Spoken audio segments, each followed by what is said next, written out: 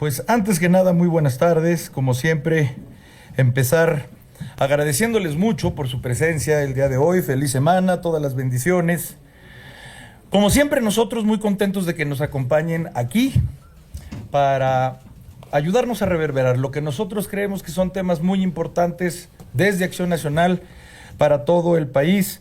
Hoy estoy muy contento de que nos acompañen primero la senadora, mi secretaria general, Michelle González, por supuesto nuestra queridísima vicecoordinadora en San Lázaro, la diputada Noemí Luna, y particularmente, bueno, evidentemente agradecerle a nuestro jefe de voceros, don Jorge Triana, y particularmente dos personas que en las últimas semanas hemos tomado la decisión de que sean las voces que representen todo lo que nosotros queremos defender en ambas cámaras del Congreso de la Unión.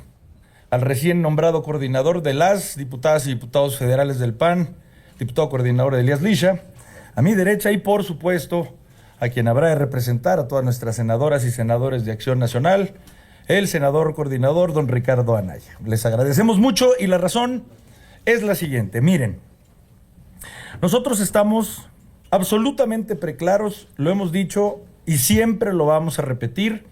En Acción Nacional siempre seremos una voz que considere que si este gobierno, emanado del color que sea, está cometiendo algo en detrimento de este país, vamos a ser la voz de Acción Nacional que lo denuncie. Ya, punto.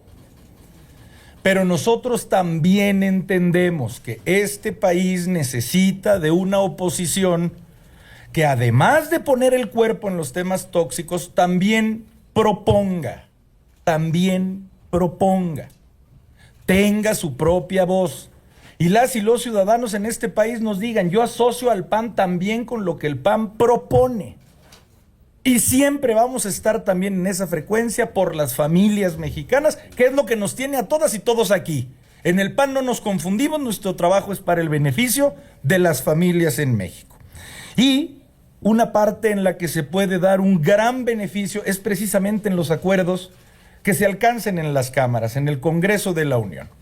Por eso nosotros todavía, en este pues prácticamente arranque del segundo periodo, bueno, del primer periodo, del primer año de ejercicio de la 66 legislatura, nosotros vamos a estar mes con mes, los coordinadores, las vicecoordinadoras, esta dirigencia nacional, informándoles cuáles habrán de ser las propuestas concretas que el PAN tenga mes a mes para que se puedan convertir en ley y se puedan convertir en beneficio, insisto, para las familias mexicanas.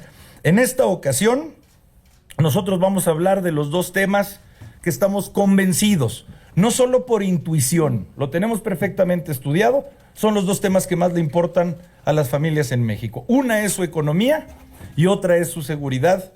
Y al respecto de estos dos grandes rubros, venimos a hacer tres propuestas muy concretas.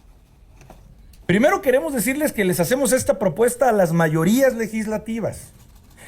Esas que se autodieron una mayoría calificada, ellos mismos, no que se los dio la gente, pero que hoy entendemos que en sus manos están las mayorías legislativas. Hoy el PAN les hace un llamado, aquí con sus dos coordinadores y con nuestras compañeras legisladoras. Hoy les hace un llamado. Si se quejan de que el PAN lo único que sabe hacer es contrariar, hoy el PAN les propone a las mayorías parlamentarias las siguientes iniciativas que en pocas palabras consisten en que pague la gente, las familias en México, menos por la gasolina, ya le hemos hablado, paguen menos por la luz y tengan más seguridad. Y lo dejamos así de claro. El PAN propone, paga menos por la gasolina, paga menos por la luz y ten más seguridad en este país. A la primera me habré de referir yo, y que además es multicitada. Y además con eso queremos empezar. Queremos decirle a las mayorías que este es un tema que no vamos a soltar jamás. Que mientras más nos critiquen, ya ven que luego ellos usan la expresión ya chole. Mientras más nos la critiquen, más vamos a insistir, y lo advertimos desde el año pasado. La primera iniciativa que habremos de subir en ambas cámaras, en San Lázaro y en el Senado, es precisamente la modificación a la ley del IEPS, del Impuesto Especial sobre Producción y Servicios, que es la que hace que la gasolina, lo hemos dicho muchas veces, cueste lo doble. Por este impuesto cuesta lo doble. Va a ser lo primero que Acción Nacional proponga. Y por cierto, lo decimos, vamos a lograr que estas iniciativas que van a escuchar suban al Pleno. Y vamos a lograr nosotros captar el momento en que una mesa directiva pregunte, que levante la mano quien esté a favor de que las familias mexicanas paguen menos por la gasolina. Y ahí vamos a estar nosotros, ustedes y nosotros listos para grabar cómo va a ser el voto de cada quien. Pero la primera consiste en que podamos disminuir prácticamente a la mitad el IEPS, lo cual podrá lograr que llegue la gasolina a un monto máximo de 20 pesos por litro. Y no solo esto, estamos haciéndole un nuevo agregado, en donde todas las personas físicas, hablando en términos fiscales, que tengan que comprar gasolina para su trabajo, sea un concepto 100% deducible. Y esto no es cosa menor. El PAN va a proponerle a este país que si tú, como persona física, compras gasolina, pero para ejercer tu trabajo, ese monto sea 100% deducible.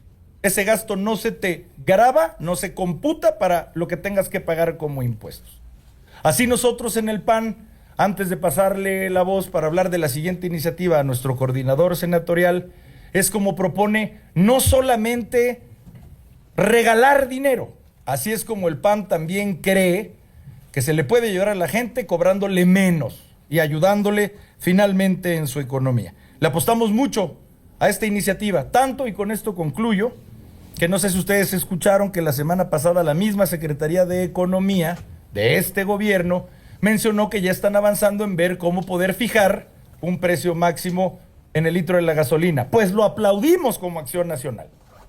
Al 100%. Más allá de quién se cuelgue una medalla. Este es un tema que llevamos insistiendo y no vamos a dejar de insistir. Y si el gobierno está reflexionando para lograr disminuir el precio de la gasolina, el PAN estaría dispuesto a aplaudírselos. Nada más que nosotros no queremos que sea solo un acuerdo entre la Secretaría de Economía y Hacienda. Nosotros lo que queremos es que sea la ley. Por eso lo habrá de proponer Acción Nacional en las cámaras. Que la gente pague menos por la gasolina. Le cedo el uso de la palabra para explicar la siguiente iniciativa a nuestro coordinador senatorial, Ricardo Anaya. Gracias, presidente. Muy buenas tardes. Nos ha encargado mucho el presidente del partido que, por supuesto, además de ser una oposición firme, valiente, determinada, que no se dobla jamás frente a todo aquello que afecte a las familias mexicanas, nos ha encargado él poner el acento, el énfasis en la propuesta, en no solo ser oposición, sino ser opción para las familias mexicanas. Voy a dar contexto breve para después explicar en qué consiste la propuesta.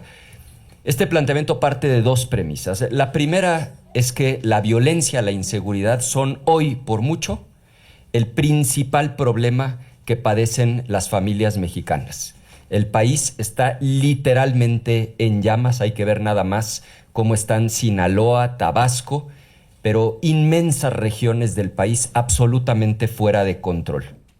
Y la segunda premisa es que lo que no se mide no se puede mejorar. O dicho de otra manera, solo lo que se mide se puede mejorar. A nosotros nos parece gravísimo que el gobierno ha estado manipulando las cifras en materia de seguridad. Esta lámina que van a ver aquí en la pantalla, si le pueden dar, esa lámina la presentó el gobierno, es una imagen tomada de la mañanera. Si me ayudan a hacer grande la fuente, ahí está, es simplemente la transcripción de lo que ahí mismo dice. Ahí está una de las trampas favoritas del régimen para manipular las cifras. Comparan datos del INEGI con datos del Secretariado Ejecutivo del Sistema Nacional de Seguridad Pública. Están comparando peras con manzanas. ¿Por qué no son comparables? porque los datos del INEGI incluyen homicidios y también feminicidios. En cambio, los datos del Secretariado Ejecutivo solamente incluyen los homicidios, pero no incluye los feminicidios. Entonces, esto da la apariencia de una tendencia a la baja que en realidad no existe. Si pasamos a la siguiente. En esta lámina ellos alegan que disminuyó la violencia homicida en un 16%. Esta lámina está plagada de trampas. La primera trampa es que eligieron de manera arbitraria 2 meses, los que a ellos se les pegó la gana. Diciembre contra septiembre, lo cual va en contra de cualquier norma estadística, porque otra vez están comparando peras con manzanas. ¿Qué pasa si se compara octubre, noviembre y diciembre, que son los primeros 100 días de esta administración, con octubre, noviembre y diciembre del año pasado?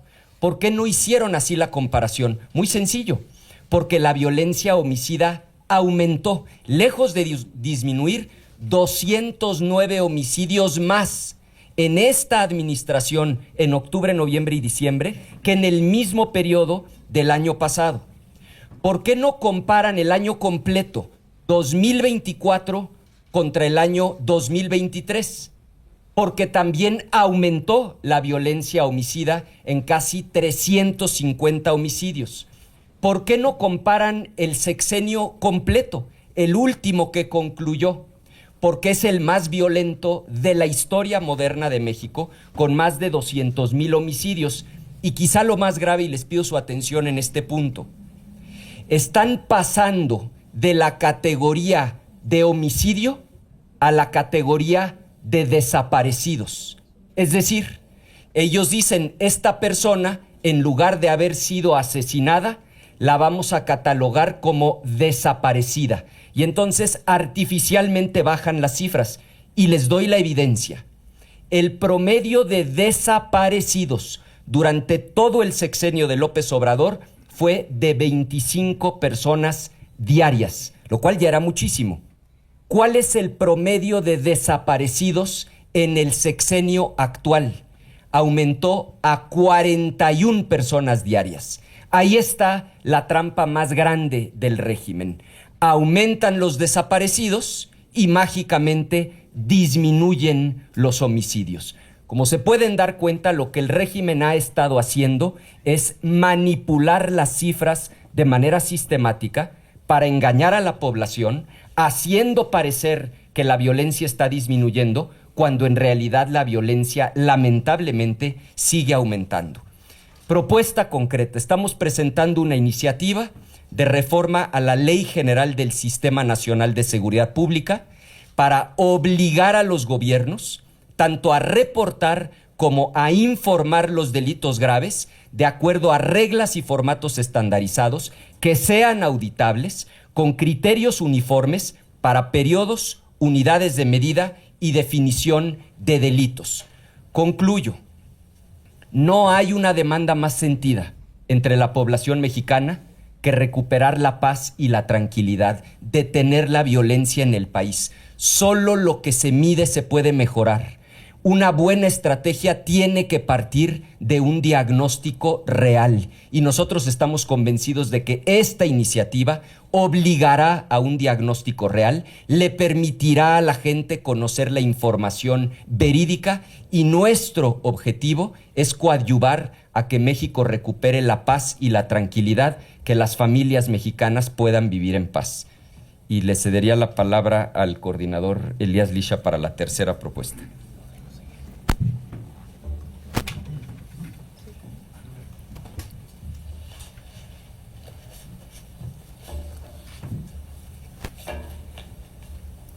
Muchas gracias, coordinador, muchas gracias, presidente. Muy buenas tardes a todas y a todos. Como el presidente nacional, nuestro jefe nacional, nos ha instruido, poner en el centro de todas nuestras propuestas el bienestar de las familias mexicanas.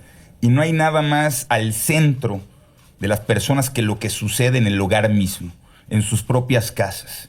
Y lo que está sucediendo en las casas mexicanas es que todos los días cuesta más la luz. El 6 de noviembre de 2024, la presidenta anunció que no habría aumento en las tarifas eléctricas durante su sexenio. Apenas un mes después, el 10 de diciembre, la Secretaría de Hacienda publicó las tarifas para los meses del año 2025, marcando un aumento del 4.6% en la tarifa eléctrica. Y para que no nos vengan con el cuento de que se trata en términos reales o en términos nominales, la realidad es que el aumento nominal está en 4.6 y la inflación que ellos estiman en los criterios que enviaron a la Cámara de Diputados, déjenme la lámina anterior, por favor, y los criterios que ellos estiman está en el 3.5%, es decir, están incrementando de manera impune el costo de las tarifas eléctricas. Es falso que no existan aumentos. Miren esta línea. Esto muestra desde que gobierna Morena cómo se ha incrementado la luz en consumo básico y en consumo intermedio.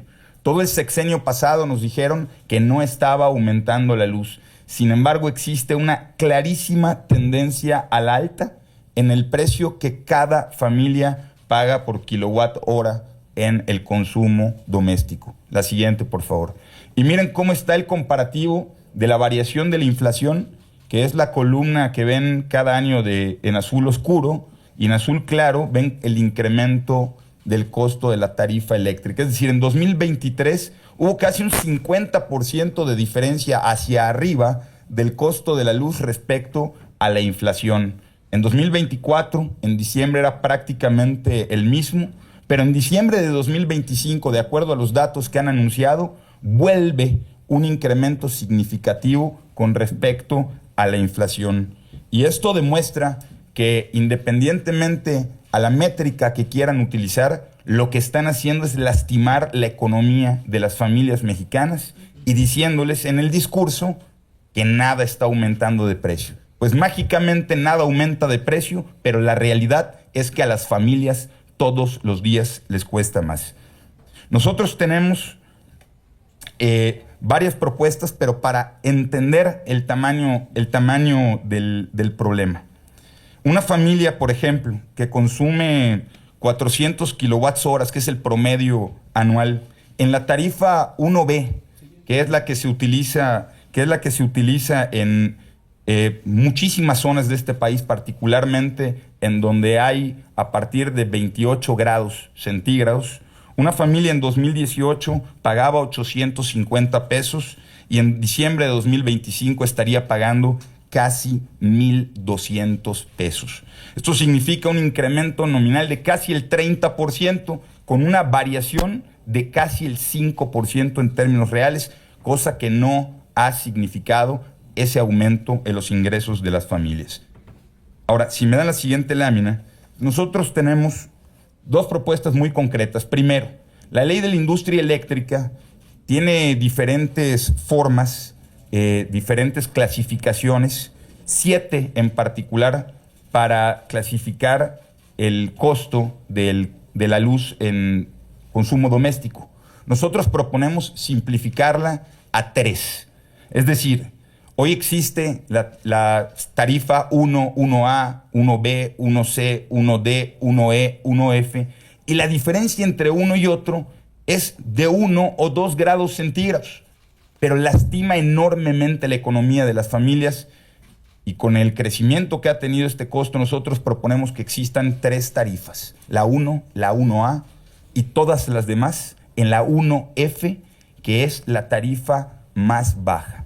Pero también es importante facultar en la ley para que Conagua lleve el registro oficial ya no solo de las temperaturas, sino de la sensación térmica. Con la desaparición de la CRE, los términos en los que se fijan las temperaturas puede quedar a discrecionalidad de la Secretaría de Energía y no lo podemos permitir. Pero también es injusto que no se tome en cuenta el factor de sensación térmica, porque en muchísimos estados puede haber una variación de hasta 4 grados. Bien, yo soy de Yucatán. En Yucatán decimos que tenemos 2 estaciones, la de calor y la de más calor. Y en la de más calor, la diferencia entre la temperatura real y y la sensación térmica, que es lo que se siente, es la temperatura que se vive en las casas, es de entre 4 y 5 grados más. Y sin embargo, a las familias les acomodan en la tarifa de los 28, 30 grados, cuando todos ustedes saben que registramos temperaturas en sensación térmica de más de 40 grados. Y esto pasa en Sonora, esto pasa en muchísimos estados, pero paradójicamente el único estado que de manera completa está tabulando desde el sexenio pasado en la tarifa 1F es Tabasco. Oigan, ¿por qué será que solo Tabasco tiene este beneficio? Y es por medio de un convenio. Nosotros queremos darle certeza a las familias de todo el país. Siguiente, por favor. Bien, así está más o menos, pueden encontrar la diferencia de colores. Así está según temperaturas el mapeo de todo el país. Lo que van viendo en verdes claros y hacia amarillos y rojos es cómo van variando las temperaturas y por lo tanto las tarifas. Con la propuesta que estamos estableciendo, por ejemplo, la 1B, que es el verde claro, por 400 kilowatts hora en verano, las familias pagan un recibo de más de 900 pesos. Con esta propuesta pagarían 326 pesos. Es un beneficio de más del 60%. Y así yendo por cada uno de los rubros. Pero miren, para que no digan que es una propuesta regionalista que nada más ayuda a algunos estados, si me dan la siguiente. Miren todos los estados que beneficiaría. Son 20 estados.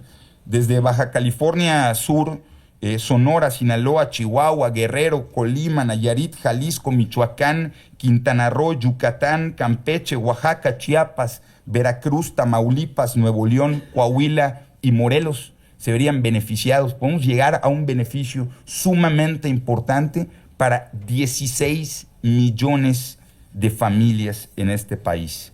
Y para que luego no digan que esto representa un boquete para la CFE, miren, para que tengan una idea, el 89% de los usuarios de la CFE son las familias, son las personas, pero ellos solo representan aproximadamente el 23% del ingreso de la CFE, y de ese 23%, estas familias representan al 32%, es decir, solo estaríamos en términos reales modificando los ingresos de la CFE entre un 2 y un 3%.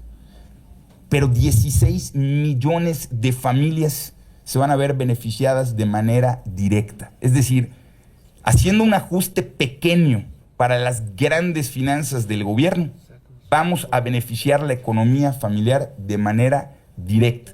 Y que no digan que no se puede, porque ellos todas las semanas dicen que los precios no suben. Con este ajuste realmente podemos beneficiar a las familias. En 20 estados, 16 millones de familias que van a ver un gran beneficio en su economía. De esto se trata, presentar soluciones para las familias. De esto se trata la política que va a impulsar el Partido Acción Nacional en la Cámara de Diputados y en el Senado. Muy bien. Antes de escuchar, por si hubiera alguna pregunta o respuesta, solamente resumir. ¿Qué nos dijeron? Que iba a bajar la gasolina y la gasolina subió. ¿Qué nos dijeron? Que iba a bajar la luz y la luz solo ha subido. ¿Qué nos dijeron? Que iba a bajar los homicidios. Bueno, pues sí, aspiramos a que bajen los homicidios, no las cifras que ellos tramposa y mentirosamente presentan. Así es que el PAN propone. El PAN le dice a México lo que está pasando, que no te digan una cosa cuando pasa otra. La gasolina ha subido, la luz ha subido, los homicidios no han bajado aunque te digan que sí. El PAN pone la voz, pero propone. Propone ayudarte a tu economía disminuyendo sin descalabros financieros, tanto la gasolina como la luz, y que en materia de seguridad, de toda la agenda que les iremos presentando, en materia tecnológica de prevención, primero tenemos que diagnosticar. En materia de seguridad hay que empezar diciendo que no nos mientan. Y estas son las soluciones que el PAN le propone por este primer mes del segundo periodo a las familias mexicanas. Y estaríamos a la orden si hubiera alguna pregunta, a sus órdenes. Gracias, presidente. La primera es de Carmen Jaimes de Televisa, por favor. Mi Carmen querida. Buenos días, Carmen. Buenas tardes. Sí, soy yo. Bueno, sobre esta agenda legislativa que están presentando, me queda una duda. ¿Cómo pueden reducirse los números de los homicidios artificialmente? Entiendo que los homicidios es un delito que no tiene cifra negra, porque pues cuando una persona se muere tiene que haber un acta de defunción y eso es un documento oficial. ¿Cómo se pueden eliminar y pasarse a otra gráfica donde diga desaparecidos? Eso puede ser, porque entiendo que el secretariado recibe las cifras que las fiscalías en cada uno de los estados les dice: aquí hubo 8 muertos hoy, pues esa es la cifra que se transmite al secretariado, ¿no? Independientemente de si el INEGI toma o tiene otros métodos, pero el secretariado entiendo que son las cifras que se reportan oficialmente de homicidios. No puedo comprender que esto se desaparezca o se pase a otra cifra, a otro documento. Quisiera que me lo aclararan. Por otro lado, sobre esta propuesta en materia energética, en materia del precio de la luz, de la gasolina, de las gasolinas, creo que ya lo habíamos tocado la ocasión pasada que hablaron de este tema. Y no me sigue quedando claro, primero, si realmente no se generaría un boquete fiscal, porque finalmente reducir el IEPS a la mitad, pues es generar una reducción en el cobro de un impuesto. Y por el otro lado, ahora hay una política en el gobierno federal, se ha estado planteando incluso en los últimos días un acuerdo posible con los gasolineros, porque eso ya lo habló la presidenta, dijo sí se puede reducir el IEPS y se ha estado haciendo eventualmente para ir equilibrando, pero sí se ha estado planteando desde todo el sexenio pasado. O sea, ha habido movimientos en el IEPS de acuerdo a diferentes momentos. Pero uno puede reducir el IEPS y sin embargo el reporte que tiene la Procuraduría del Consumidor, que hace las valoraciones de qué tanto les tiene de ganancia una gasolinera, hay gasolineras que tienen hasta 6 pesos de ganancia por litro. Entonces, aunque le bajen el impuesto o se lo vendan, vamos a decir a todos a 10 pesos, por decir una cifra, el litro, el gasolinero que quiere lo vende a 16 y otro lo vende a 11, a lo mejor. Entonces, también ahí, y yo lo había insistido la vez pasada, ¿qué pasa con quienes la expenden? Porque el gobierno federal está hablando de que haya un acuerdo donde haya una regulación, donde también haya un compromiso de los gasolineros, pues porque ustedes pueden reducir el IEPS a la mitad y ese monto lo sube de todas maneras los gasolineros. Se ve que eso sucede. Entonces quisiera saber cómo lo están contemplando en esa iniciativa, si también habría un compromiso de parte de quienes lo expenden o cómo estaría más en concreto esa situación. Por otro lado, quisiera saber si ustedes tienen en el Congreso, dicen que reconocen de entrada que no tienen los números, que esta es una propuesta para las mayorías que legislan y que pueden pues legislar por sí mismos prácticamente. Entonces, están reconociendo que ustedes no tienen los números o la capacidad de legislar. Estas propuestas se las están haciendo, su agenda legislativa se le están poniendo en la mesa entonces a Morena y sus aliados. Gracias. Correcto. A ver, en ese orden, apoyándome en ambos coordinadores, sobre todo en el senatorial con respecto a la primera, es precisamente la denuncia que nosotros estamos haciendo. Denunciar que este gobierno literalmente traslada de una base de datos que corresponde a los homicidios, al tipo penal homicidio, a otra base de datos llamada desaparecidos, para evidentemente generar la percepción de que lo que han disminuido han sido los homicidios. Esa es precisamente la denuncia que nosotros estamos haciendo, porque no existen los controles que son la sustancia misma de la iniciativa que pretendemos presentar para que no puedan hacer ese traslado. ¿Cómo sucede esto? Mintiendo.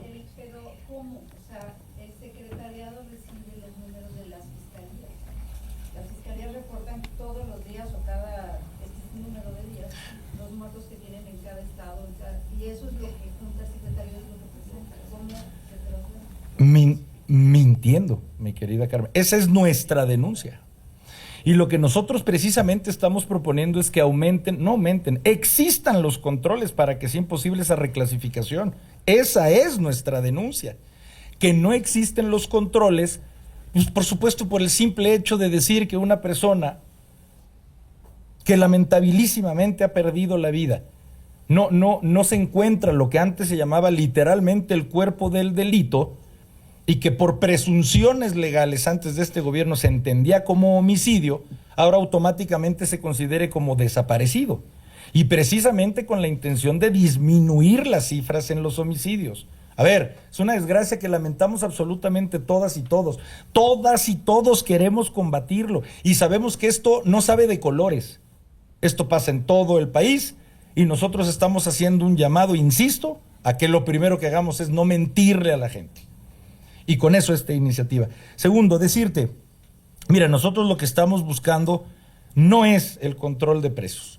Nosotros no estamos buscando un tope de precios. Nosotros queremos que esa disminución se logre a partir de disminuir el impuesto especial sobre producción y servicios.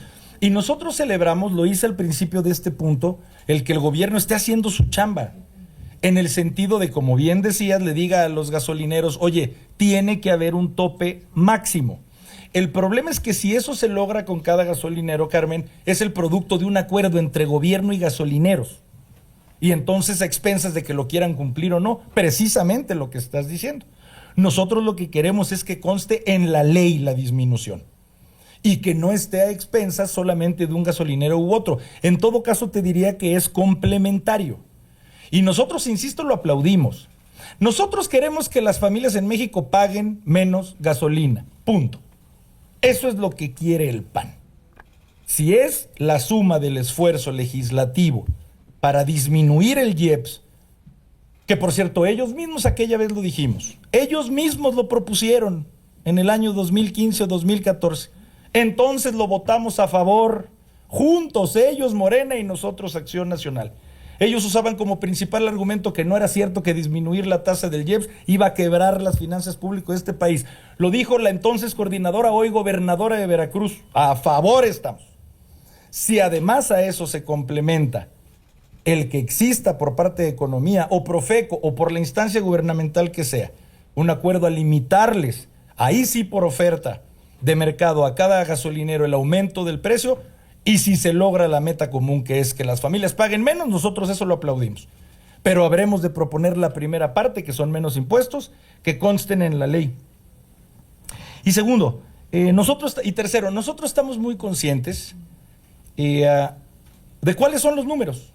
Y nunca nos vamos a cansar de repetir los números que ellos tramposa, mentirosa, antidemocráticamente se dieron. ¿Números de mayoría que les dio la gente para el Congreso? Sí, la gente les dio el 54%. Números tramposos, impositivos, autoritarios del 72% que se autodieron, que no les dio la gente y que los hacen tener estas mayorías calificadas. Pero nosotros estamos conscientes cuál es nuestra lucha. Primero es decirle las cosas a la gente, a las familias, a las personas en este país. Y nosotros, como decía Carmen antes de pasarle la voz a Ricardo Anaya, nosotros lo que lograremos es que esto sea un tema en el Congreso. Acción Nacional va a decir, proponemos, comprobando que no es mediante un quebranto financiero, que pagues menos gasolina. Proponemos que pagues menos por la luz y que se someta a votación. Y que la gente lo vea y que vea cada quien, pues, quién es quién. Querido Ricardo Anaya. Gracias, presidente. Creo que es muy buena la pregunta de Carmen y da oportunidad para poder profundizar el planteamiento. En un país en el que el gobierno está reportando en promedio 41 personas diarias desaparecidas, nada más dimensionemos el tamaño de lo que está haciendo esta administración. Si ya en la anterior era un escándalo que el promedio diario era de 25 personas desaparecidas, este gobierno trae un promedio de 41 personas desaparecidas. Es absolutamente inaceptable que el gobierno no informe ambas cifras juntas. Lo que está planteando nuestra iniciativa es obligar al gobierno a dos cosas: a reportar y a informar delitos graves, por supuesto empezando por los homicidios, con reglas, con formatos estandarizados, con criterios uniformes para periodos, unidades de medida, definiciones de delitos. En el caso específico de las desapariciones, obligarlos a presentarlas junto con los homicidios, para que la gente pueda tener la película completa de lo que está sucediendo. Segundo, es cosa de leer a los principales expertos en nuestro país, por ejemplo, Eduardo Guerrero. En los territorios en donde el crimen organizado domina de manera monopólica, piensen Durango, Cártel de Sinaloa, donde no hay competencia, lo que se va a disparar son justamente las desapariciones, porque llegan a tener tal control del territorio que lamentablemente la gente termina en fosas clandestinas. Entonces, un estándar, ningún país civilizado del mundo con 40 desaparecidos diarios los omite cuando está dando cuenta de la tasa de homicidios. Segundo, hay otras que son todavía más burdas. ¿Cómo pueden ellos comparar datos del INEGI que incluyen homicidios y feminicidios en una lámina con datos del secretariado que no incluyen los feminicidios? Pues claro que va a aparentar que disminuye el total de los homicidios. Lo único que estamos exigiendo es que si van a usar al INEGI como fuente para un periodo, también utilicen al INEGI en el otro periodo, para que sean homicidios y feminicidios contra homicidios y feminicidios. Y por último, que quede expresamente prohibido que tomen de manera arbitraria el mes que les convino, diciembre de 2024, contra el mes que se les pegó la gana, septiembre de 2024. Tienen que ser periodos iguales, porque ustedes saben que el crimen también tiene unas lógicas de estacionalidad. ¿Por qué no lo hacen? Muy sencillo, vean ustedes las cifras. Porque si comparas octubre, noviembre y diciembre contra octubre, noviembre y diciembre del año pasado, no disminuyó, aumentó. Si comparas el año completo contra el año pasado, no disminuyó, aumentó. Si comparas el sexenio completo contra el sexenio pasado, no disminuyó, aumentó. Nuestra propuesta es seria y lo que busca es que haya absoluta transparencia para que a partir de un diagnóstico realista se pueda ajustar la estrategia. Si la estrategia está funcionando, que se continúe. Si la estrategia no funciona, que se cambie. Y el objetivo, la seguridad para las familias. Gracias, coordinador. La siguiente pregunta es de Rafa Ramírez, de El Sol de México. Hola, ¿qué tal? Gracias, Jorge, Rafa. Ricardo, Elías. Preguntarles, yo sí quiero ser más pragmático en este sentido. Nos queda claro que se han maquillado las cifras, se dosifican.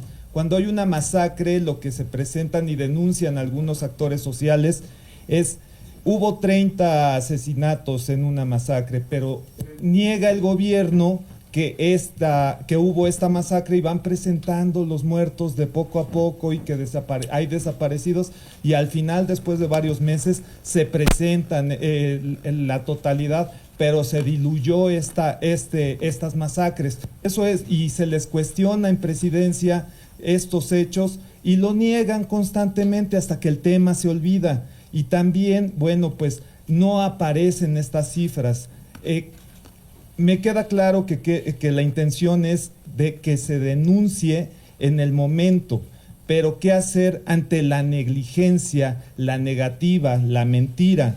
O sea, ¿cómo podría hacerse que quede claro que hubo un hecho atroz, donde hubo muertos, donde se incrementan? Se les ha dicho al gobierno federal que hay cierta cantidad de muertos, y la estrategia es muy clara. O sea, ellos dicen que han bajado 20% los homicidios y se incrementan los desaparecidos. Eso está clarísimo.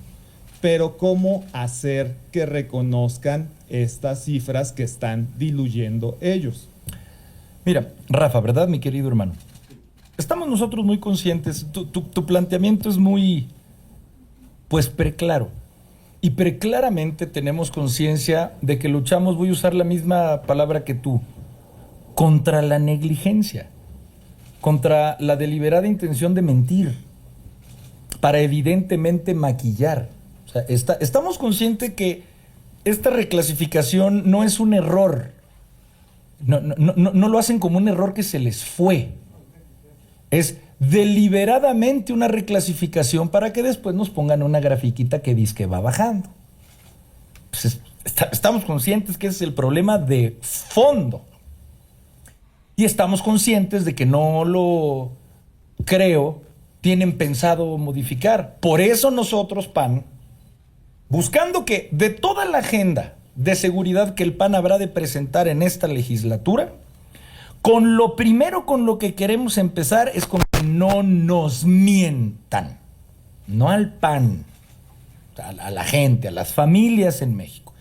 Y buscamos desde nuestro granito de arena, si tú gustas, conscientes de las mayorías parlamentarias que golosamente se autodieron, que lo que buscamos es precisamente fijar reglas para que esa reclasificación no sea tan sencilla ni tan deliberada como ellos lo han llevado haciendo por años, precisamente porque no hay reglas. Entonces, nosotros estamos conscientes de los beneficios de esta iniciativa, también estamos muy conscientes de los obstáculos que habrá de enfrentar, pero no vamos a dejar de hacer lo que consideramos que tenemos que hacer. Vamos a ver si es verdad que ellos pueden reclasificar, por ejemplo, la tarifa de luz en otros estados. ¿Por qué nos preguntamos? ¿Por qué solamente en Tabasco? Si vemos un mapa en donde en Sonora están igual o peor, o en el norte de Chihuahua, o en Yucatán. Él no tiene ningún interés en particular. Es broma. ¿Por qué solamente en Tabasco? Nosotros lo que queremos es abrirle los ojos a la gente. Sabemos cuáles son las mayorías parlamentarias y vamos poco a poquito a abrirle los ojos a la gente. Y nosotros vamos a hacerlo pues exhibiendo los datos que ellos tienen contra los que tenemos nosotros. ¿Y qué más daríamos nosotros por un debate? A ver, que nos inviten a la mañanera. ¿Por qué el espacio de transmisión de información pública solo es para ellos? ¿Por qué?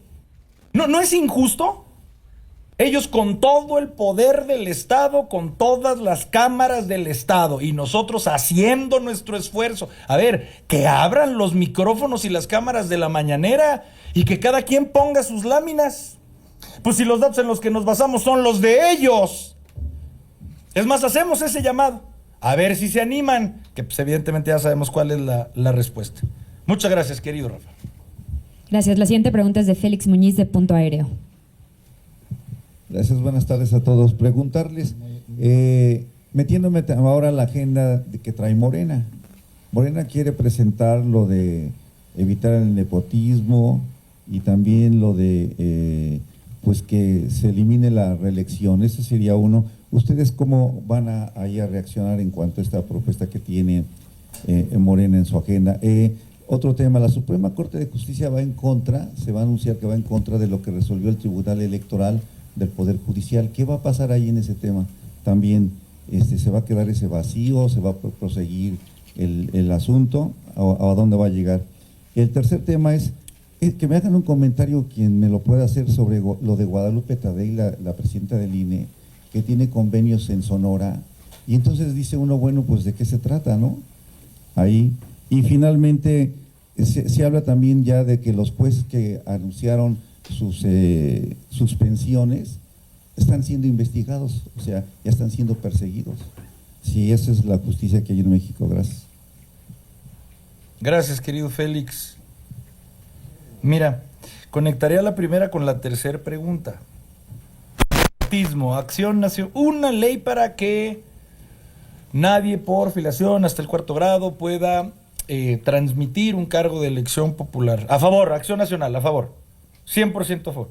No solamente a favor, nosotros incluso lo hemos dicho. ¿Por qué solamente para cargos de elección popular? Es que les duele mucho a este gobierno si empezamos a hablar de los cargos que hay de nepotismo en todas las áreas del gobierno. A ver, tan a favor que nosotros en Acción Nacional proponemos que se amplíe, no solamente a los cargos de elección popular. ¿No aplicará, por ejemplo, para un hermano de un expresidente, hoy como secretario de gobierno en Tabasco? ¿No aplicará? Ahí no hay nepotismo. No hay ahí. No hay nepotismo entre un ex jefe de gobierno y una ministra de la Suprema Corte de Justicia de la Nación. Ahí no hay nepotismo. No aplicará entre todos los ejemplos que podemos dar al respecto. PAN a favor. Incluso vamos a proponer que se aumente no solamente a cargos de elección popular, no al nepotismo de a de veras, no la versión 4T, que por cierto a nuestra interpretación derivada de las mismas ya turbulencias que traen entre ellos, no sé si lo han notado, ya ves que ya no están tan unidos. En fin, aquí nada más nosotros compraremos palomitas ante lo inminente. Ya lo verán. Lo conecto con lo que decías, bueno, pues una pena, perdón, miren, todas las bendiciones en lo personal, de veras, a todos los seres humanos del planeta. Pero cuando mencionas a la titular del Instituto Nacional Electoral, ¿qué ejemplo nos pone? Quien más ejemplo debiera de dar.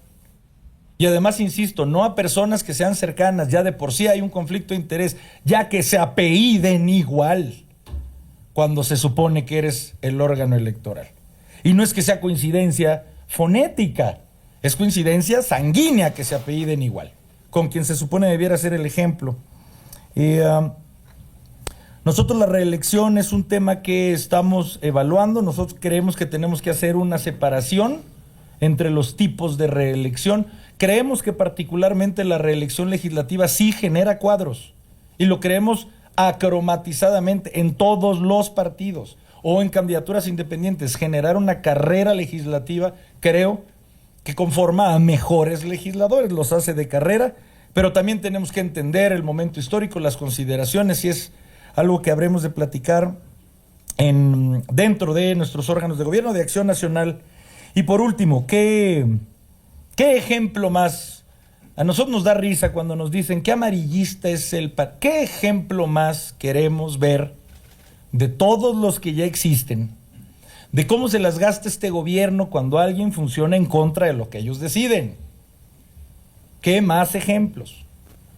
Por poner una suspensión, ¿estás bien? ¿Estás mal? No lo sé, pero es la función de un juez.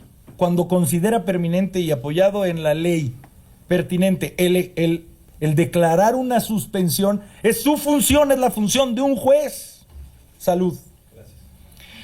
Ya estamos en un régimen en donde si esa suspensión va en contra de lo que yo ordené, venga todo el aparato del Estado, venga toda la persecución desde el Estado. Y eso pasa antes de la reforma judicial. Ahora imagínense después de la reforma judicial, esa de la que nos habremos de reservar exactamente lo que habremos de hacer, porque es precisamente la materia de la próxima rueda de prensa del próximo lunes, pero les puedo asegurar que Acción Nacional se va a activar, y se va a activar fuerte, y le va a abrir los ojos a la gente, para que vean todos los próceres de la patria, que curiosamente salieron insaculados. De verdad, qué casualidad que haya salido de una tómbola el primo de un senador de Morena. No, pues es el azar, es la suerte, es la fortuna de ese personaje. Van a ver qué casualidad, no sé cuál es la probabilidad, creo que es cuántica, de que haya salido por azar una alcaldesa en funciones de Morena. Ya se los diré, estamos haciendo nuestra chambita. Ya verán lo interesante que va a ser. Imagínense si se cumple este fraude cuando ellas y ellos sean los jueces, los que tienen tatuado un emblema electoral oficialista.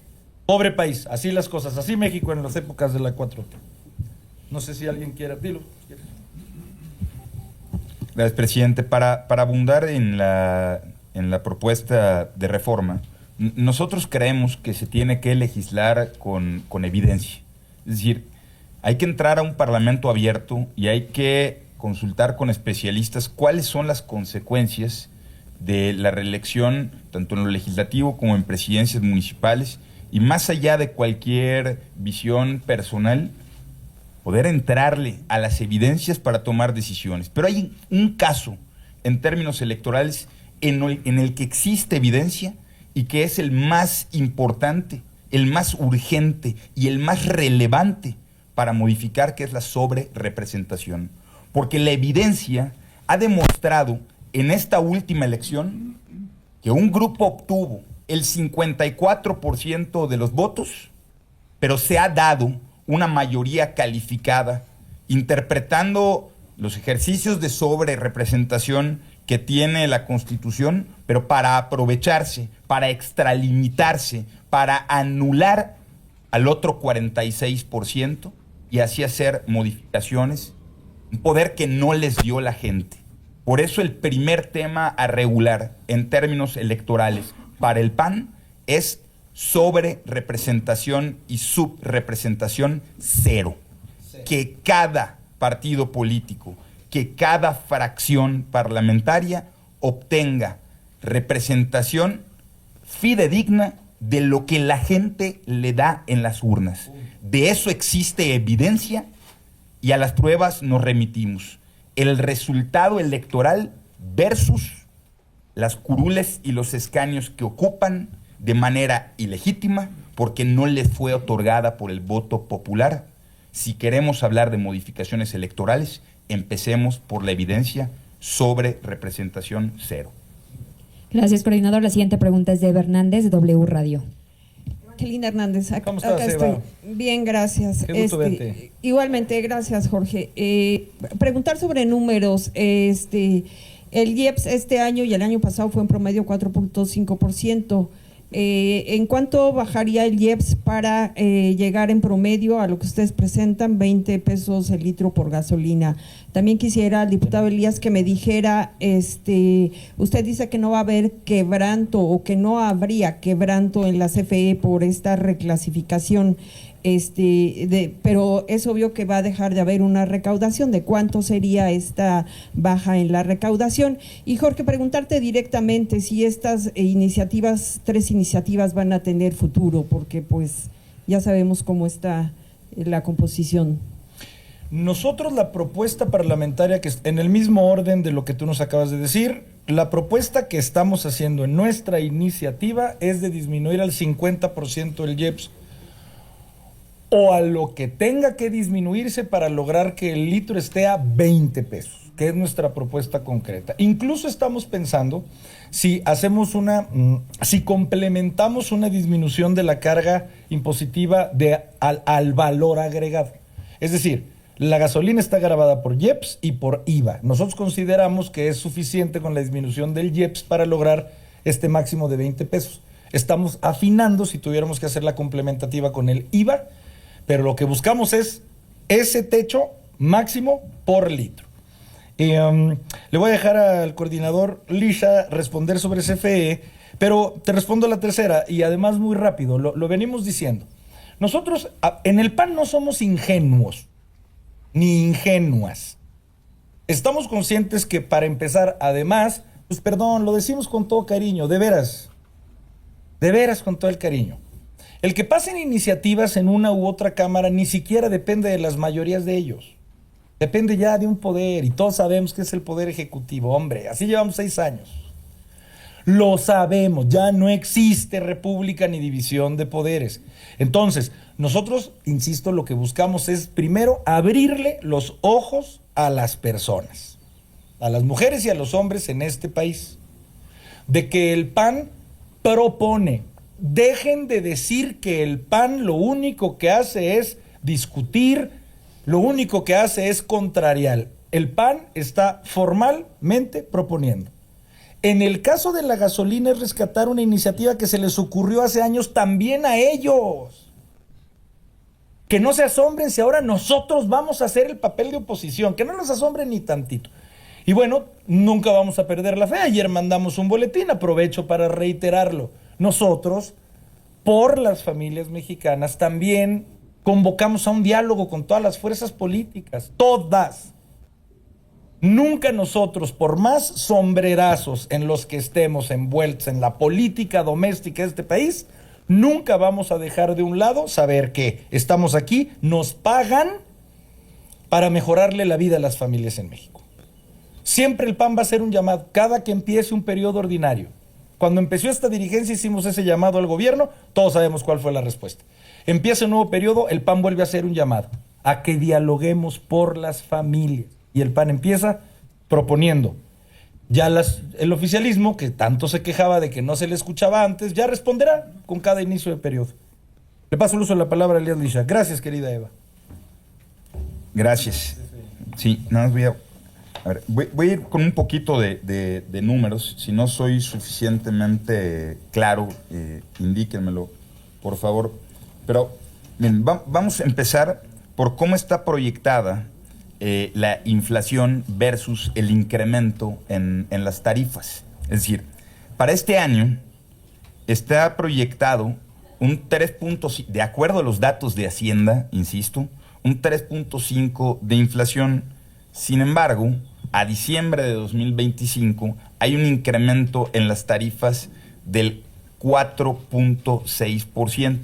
A ver, no nos confundamos. 4.6% de aumento en las tarifas significa que CFE va a facturar el 4.6%, por lo menos más que el año anterior. A ver, de todo el espectro a quien le cobra CFE, de todos los sectores, el industrial, el agrícola, los servicios, el comercial y el doméstico, de ese 100%, el 89% de los usuarios es el doméstico. Sin embargo, este 89% solo representa el 23% de los ingresos de CFE. La mayor parte de los ingresos de la CFE está concentrado en el sector industrial. Entonces, concentrémonos en este 22.9, 23%, que es el consumo doméstico. De este consumo doméstico, tenemos divididos en 7 tipos de clasificación de acuerdo a la temperatura que tienen. De ese 22%, convirtámoslo, de 23%, convirtámoslo ahora en un 100%, y solo el 32% están en las tarifas 1B, 1C, 1D y 1E, que son a los que tendríamos que reclasificar hacia 1F. ¿Esto qué significa? Que si ponemos en proporción lo que CFE va a ingresar versus lo que se tiene que subsidiar, no nos vayamos lejos, sigue siendo negocio para el gobierno.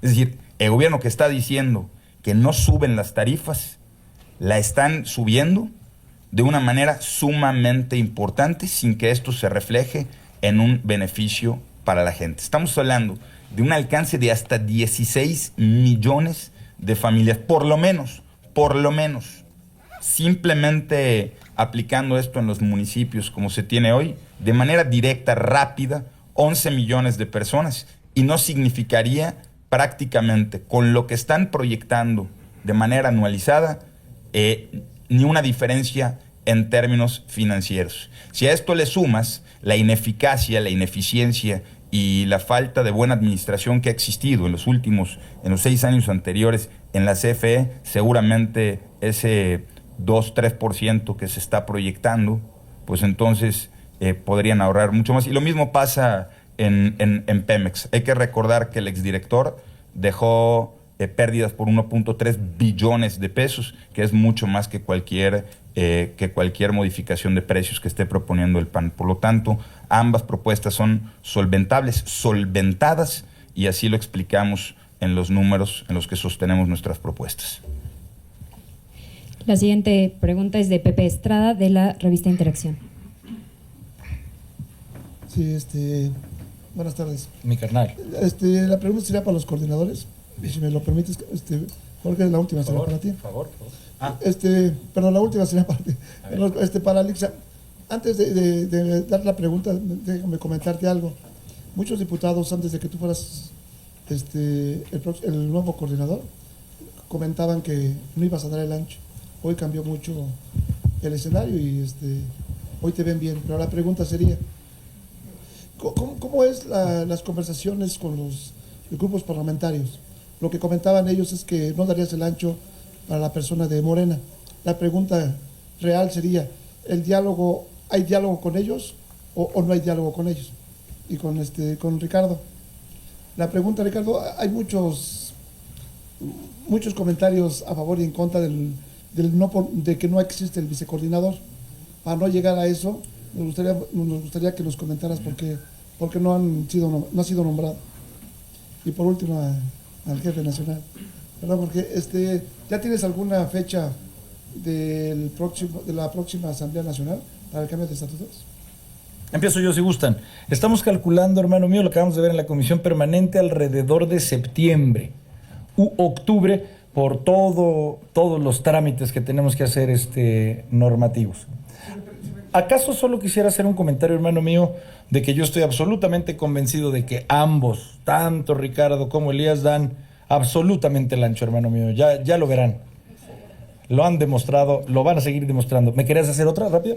Si va a ser hasta septiembre, los cambios de comités directivos municipales en todo México serían después de junio. Entonces entrarían ¿no se abriría el partido antes o después? No, sí, antes. Para empezar, los comités municipales que son las asambleas municipales que son un requisito previo para llegar a la Asamblea Nacional, la estamos considerando por ahí de julio. Esos son como 3 meses antes de la Asamblea Nacional. Pero, como lo hemos dicho varias veces, nosotros vamos a encontrar los modelos previos de funcionamiento que nos permitan avanzar en todo lo que hemos prometido que necesitamos hacer por el PAN sin tener que esperarnos a la aplicación de la reforma. Porque después incluso de que un partido reforma sus estatutos, luego tiene que haber una aprobación por parte del INE y ahí uno ya no puede controlarlo. Nosotros, por ejemplo, en términos de afiliación, ya lo haremos público en su momento, eso va a ser en marzo. Vamos a tener un sistema en donde todas las personas que quieran ingresar al partido formen parte de una base de datos, ¿cómo decírtelo? Paralela, por así decirlo, en donde aquellos cambios que se habrán de dar empiecen a generarles ciertos derechos adquiridos para que no pierdan antigüedad, por así decirlo. Es decir, vamos a ir trabajando en un carril la reforma, en otro carril en la realidad, y después los vamos a empatar, primero Dios, por el de septiembre u octubre. Le doy la palabra a los coordinadores, mi querido Pepe. Por orden alfabético. La mía es brevísima. Te agradezco muchísimo, Pepe. La pregunta lo vamos a resolver en breve, porque además así está establecido en el propio reglamento que rige el funcionamiento del grupo parlamentario del PAN en el Senado. Entonces, en breve lo resolveremos y lo daremos a conocer. Pues yo voy a procurar ser más breve, Pepe. Yo creo que no se trata de cuestión de dar el ancho, sino estar a la altura del honor que significa la confianza de todo mi grupo parlamentario y de mi presidente nacional. Y yo creo que eso se trabaja todos los días. Y por la parte que respecta al diálogo con otros grupos parlamentarios, sin personalizar, tengo la fortuna de que quienes han sido mis coordinadores parlamentarios en el pasado, 2 aquí presentes, me habían conferido desde hace mucho tiempo precisamente la tarea de llevar gran parte del diálogo con los otros grupos parlamentarios. Y mira que hemos tenido grupos parlamentarios exitosos. Lo importante en un grupo parlamentario no es quién lo encabeza, sino cómo se articula el trabajo en equipo. Y no tengamos duda, tengo el mejor equipo en el grupo parlamentario de diputados y diputados. Muy bien. Muchas gracias. Last one, les agradecemos mucho a todas y todos ustedes por estar acá. Nos vemos primero Dios el próximo lunes. Gracias.